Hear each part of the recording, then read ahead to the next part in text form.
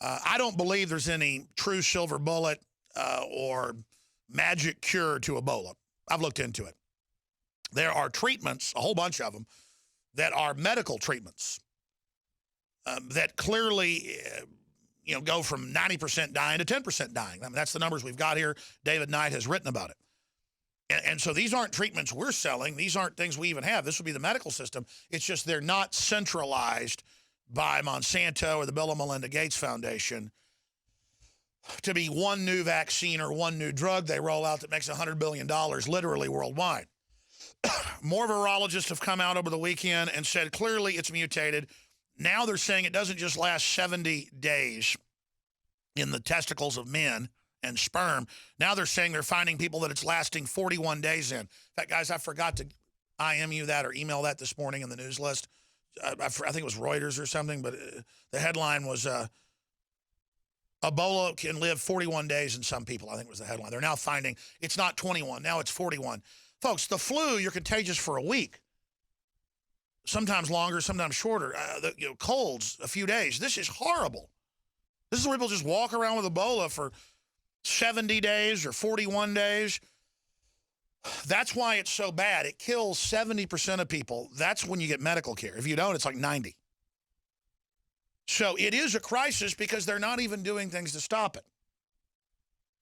Now, that separately, people in the office said, man, you got a tan. Yeah, I've been going out and getting as much fall sun as I can, taking my kids out to the local community pool, Barton Springs, it's still warm down here in Texas, because it's when that vitamin D and stuff runs out in the deep of winter, 3 months after no sun, that everybody gets deathly ill.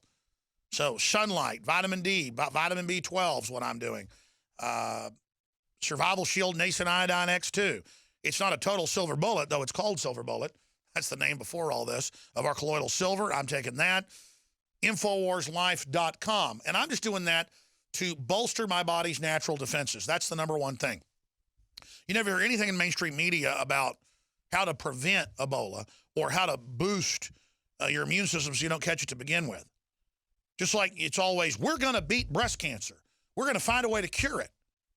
Well, they know the giant rise in it, it's admitted, is from the estrogen-based tumors. That's over 80% of the breast cancer, almost all the 3,000% increase in the United States, England, and other places we've seen since the 40s. Breast cancer was rare in the 40s and 50s and 60s. Glyphosate in the water grows breast cancer and other cancers in male and female sexual tissues, like the prostate. Prostate cancer, off the chart. And boy, if you're black and you drink glyphosates, kiss your butt goodbye, because it kills white people, Asians, and Hispanics bad. You might as well just stick a fork in yourself if you're black and you're drinking glyphosate. Now, you can look up that number. Look up blacks and glyphosate, or blacks and estrogen mimickers, or black males have double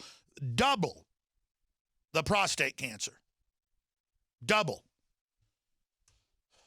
There's an example right there. They're not telling anyone any of this information. So purified water, that's what I'm personally doing. Consult your own physician. But they don't even teach physicians about nutrition. They don't teach them about sunlight. Cass Sunstein, 6 years ago, when he first got into power, as the regulations are, wrote public manuals on how to infiltrate alternative media, how to cause infighting. And he also said, we need to start with trying to ban people saying sunlight's good for you. Folks, you will die without sunlight. Too much of it will also kill you. So, but it's kind of like rocking a hard place. You need it, but it also does end up killing you. But it'll kill you faster if you don't have it. That's why white people are white, because they came from north of the equator, where there was a little bit of sun, and if you didn't get it, you'd die. Black people come from the equator. They don't need too much sun, so their skin blocks it. But if you're black and you don't get sunlight, it's even worse than if you're white and don't get it. Look it up. This is what it's all based on. And more medical doctors know all this. I don't mean to go off on a jag here about Ebola and the fact that they don't want people to know some of the basic stuff that bolsters your own immune system. Common sense things. Well, the great part about it is these are in my view and what I've experienced, life-changing products. You've heard the callers, what it's done. Survival Shield, Nascent Iodine X2, DNA Force, Super Male Vitality, Super Female Vitality, Lung Cleanse, Oxy Powder that flushes out your intestines like no other cleanser you've ever seen. All those harsh herbal ones and things I've tried, they certainly do something, but nothing like this, and this is very comfortable. I mean, just try it out. Oxy Powder, that's what Dr. Group says is absolutely essential. 70% of the immune system in the stomach and guts. InfoWarsLife.com or 888-253-3139. And your purchase makes the transmission possible as well. Now, here's an article, and the reason David Knight's in studio with us. Ebola hysteria. 2 old conspiracies get new life as deadly virus dominates news cycle. And in this International Business Times article, they criticize major papers in Africa because, you know, they're not allowed to have their own papers over there. You know, they're just Africans. What do they know? You know, it's kind of that soft racism from the controlled media and left. Oh, they've got top virologists and people, by the way, in those news articles they link to, saying they believe it's a bioweapon, and we have an article on that in a video we're going to play in a few minutes. And so they demonize the idea that it's a plan to give us vaccines to reduce population. And then they move along,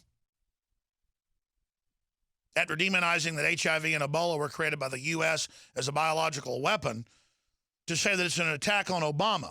And it says Infowars.com, a popular website for these types of stories, is also perpetuating the theory the government and pharmacological companies are conspiring to find a way to maximize profitability. Oh, no, they would never do that.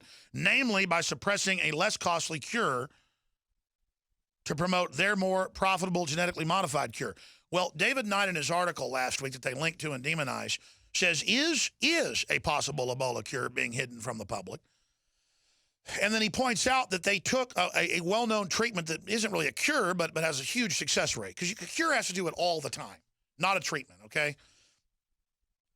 Like they got treatments for heart attacks. Doesn't mean it's a cure for heart disease. It's just it's a treatment, and it can sometimes help you. And I wanted David Knight to talk about this. So if this promising treatment isn't good, why are they trying to create one they can make money off of by making it synthetic, making it artificial? See, by changing it like fish oil, changing the molecule, they can then charge you $300 to make you get a prescription.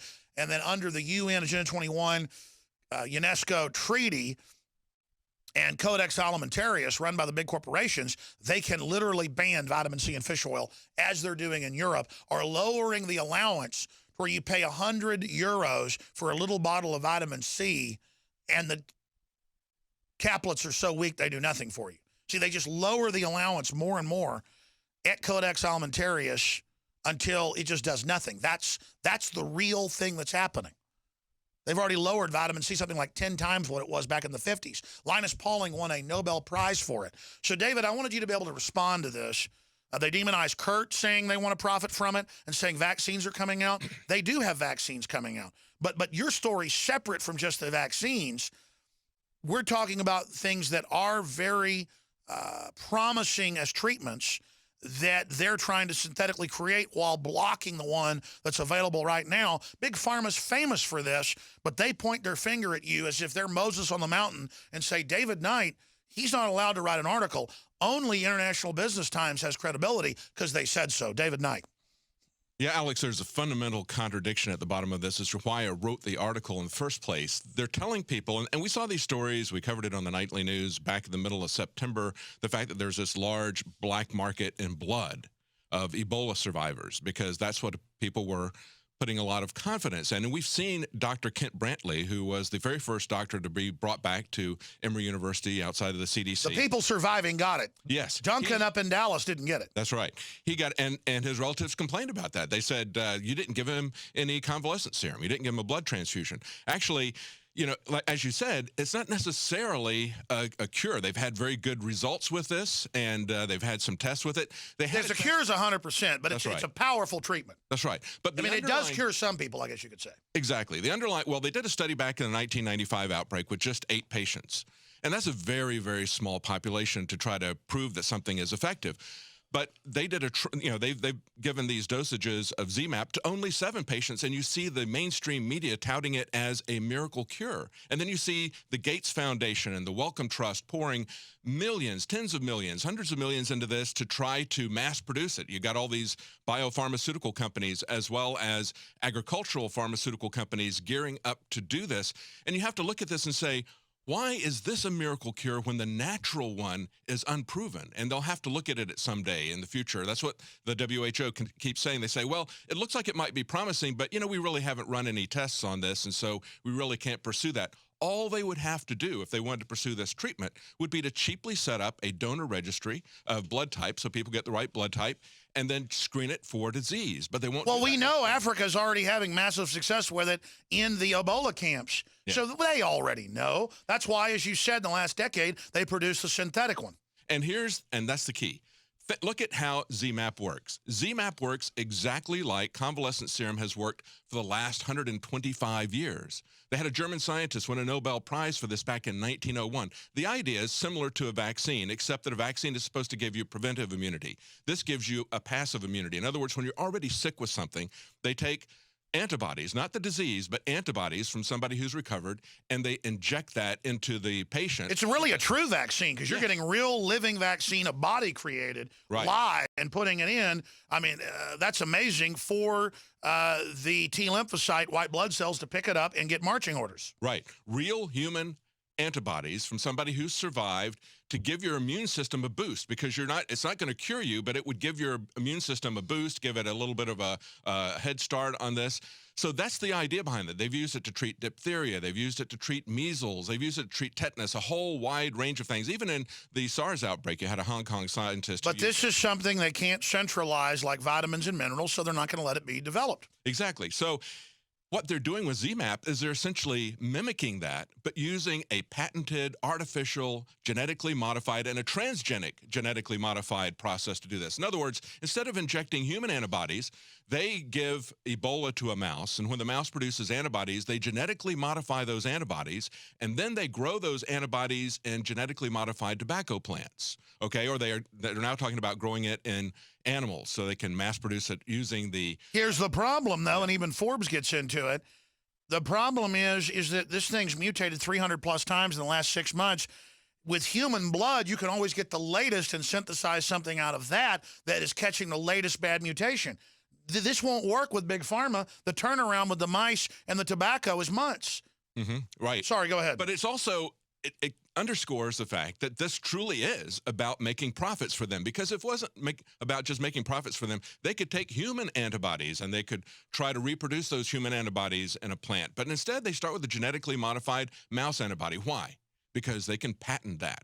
They can't patent something that they took from somebody else. Right. Supreme Court's been striking down, which they already tried, saying they can own human DNA. So now they're doing the mouse. So they're going to take this very long approach. And here's the other thing that worries me about this, Alex. That's because the mice are patented, too. Yes. They have their special... Right. They want to mass produce this, make sure they've got all the licensing agreements set up for this.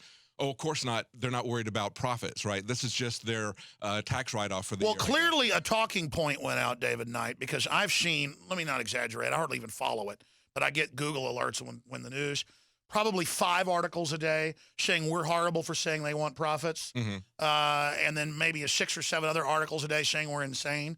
I mean, people can say I'm bombastic, I am sometimes a rabble rouser or whatever, and that's entertaining and folks like it. But I'm a real person. But I have all these other serious reporters here as well as we try to get more serious and more focused, and they attack you guys even more because it is the credibility they don't like. If it wasn't about the money, why are they waiting for months to get this ramped up into production before they start introducing it to people when they could cheaply do it right now with a donor registry? They want to sell this, and I believe they want it to get larger. I believe that they want it to get beyond Africa. Oh, clearly. Africa doesn't have the money to pay for expensive treatments or for vaccines or whatever. They want it to get into the West. They can get the resources of Africa if this thing gets out of hand, but they want to get the West forced to take some kind of a vaccine that's going to make them a lot of money. But the bottom line is, why would they imitate something that they say is unproven? And we know that it's proven because they've used it for 125 years successfully. And it's just a treatment. It's like when they're vomiting and have massive loss of bodily fluids with diarrhea, they need to be rehydrated. They need to keep their electrolytes in balance. If you don't give that to somebody, they're going to die. And so they say, well, we don't really know if that's effective by itself because, of course, it was combined with this. Yeah, they're withholding treatment from people in Africa, claiming they're looking for a miracle drug. David, they don't like this. I want you to really do a big report on this, video and text, for Wednesday. And I want you to come in and co-host on Wednesday and really spend an hour on this. Maybe get some medical doctors on as well, because they're scared of us covering this. So we better stay on it. If they're trying to shut us up, we're not going to be intimidated by them. We're going to continue to focus in on things that are curing some people, like blood transfusions, that they don't want the public to know about. Thank you so much, David Knight. Thank you. One other point, we're going to come back and play this clip, David. They also, in this article out of International Business Times, demonize one of the biggest papers in Africa for having an epidemiologist and virologist, two different ones being interviewed, saying they believe it's been souped up in a bioweapon lab.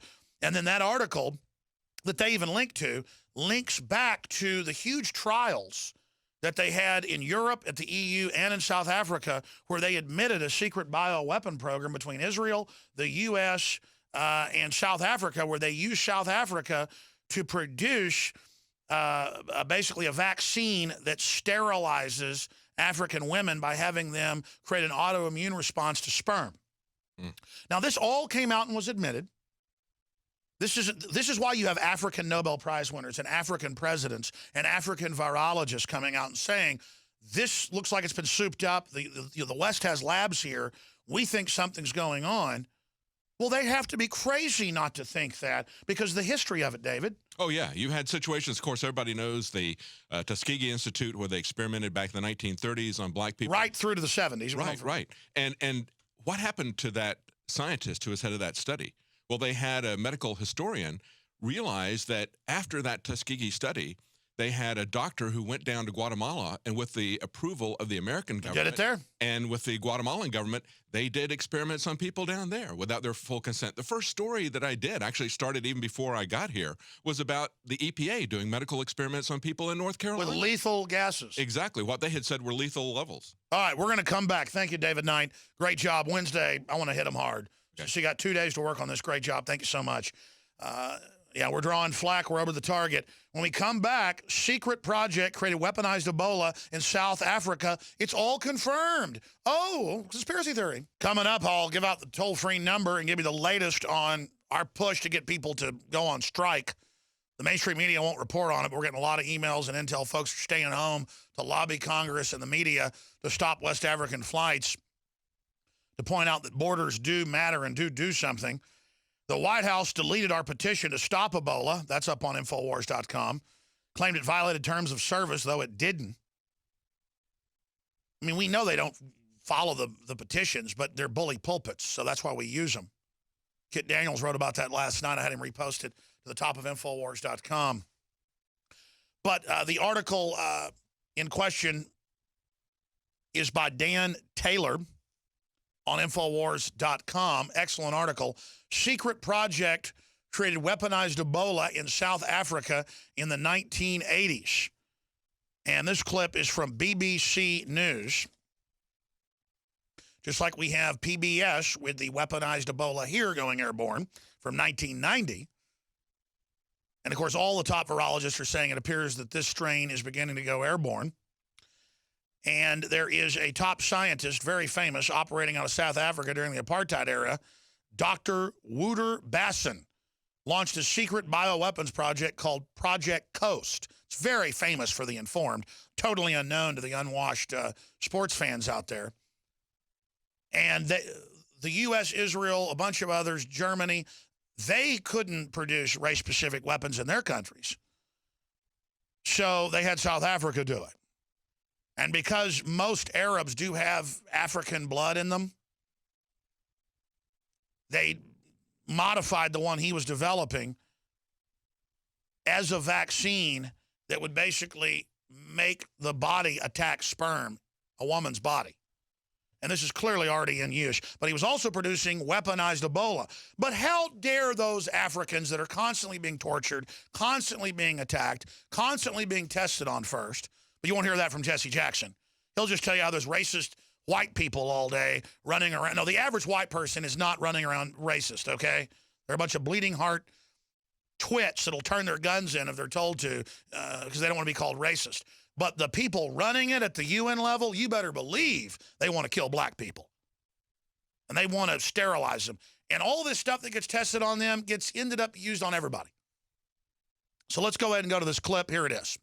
He used to rock up in South Africa, having flown intercontinental flights with a trousers pocket full of goodies in sealed vials that he claimed were new and wonderful organisms and could do the most wonderful things on Earth. Larry Ford had mutated cholera, typhoid, anthrax, botulism, bubonic plague, and had also come up with germs that he called kaffir-killing germs.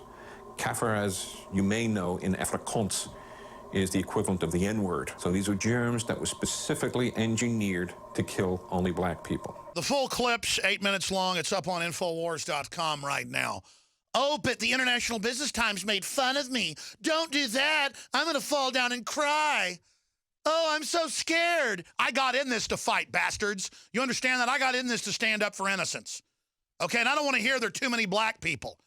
You act like you're a bunch of liberals, but you wink, wink, hey, let's kill the blacks. You people are a bunch of idiots. See, I'm against sterilizing the third world populations because that's evil.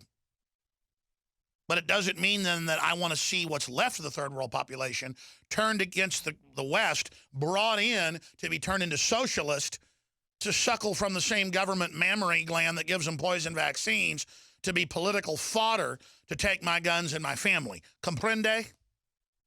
I'm against giving all Mexican school-age girls the Gardasil shot that sterilizes them, in many cases on record. It's a soft kill. You can't fully kill all their ovaries or it'll be too obvious. It just reduces fertility, kills some people.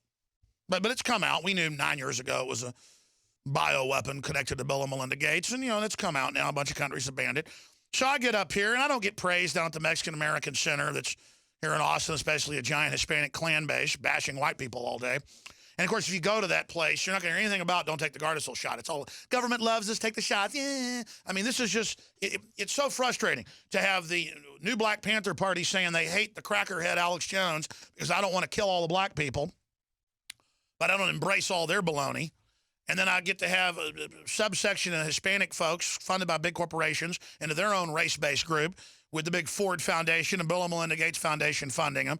And see, the Mexicans, they can't sterilize or kill and give them vaccines to cause pancreatitis so they become diabetic and their legs get sawed off. See, I have empathy and don't want all the Mexicans to have their legs sawed off because I'm a racist.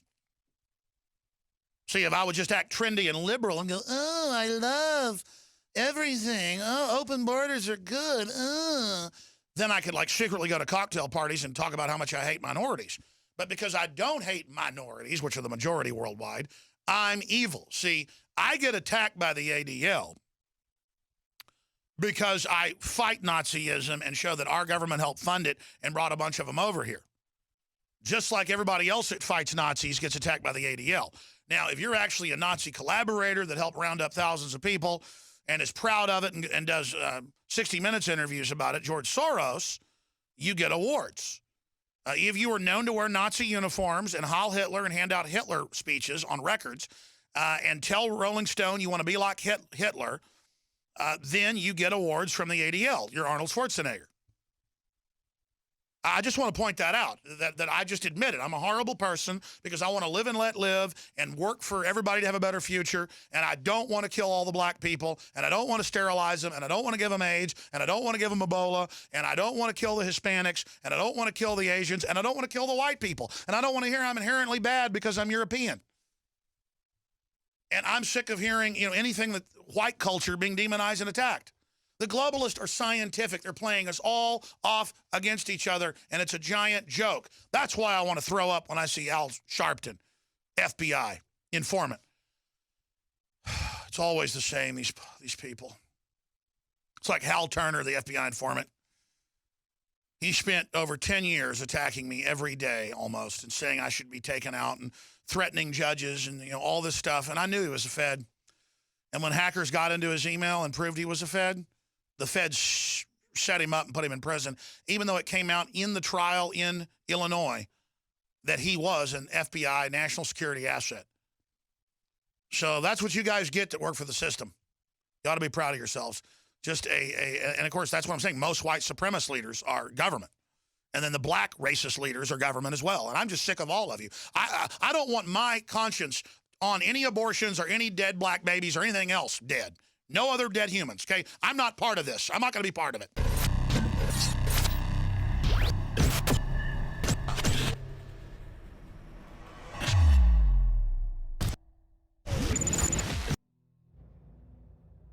Introducing the first proprietary oxygen-based intestinal cleanser, OxyPowder.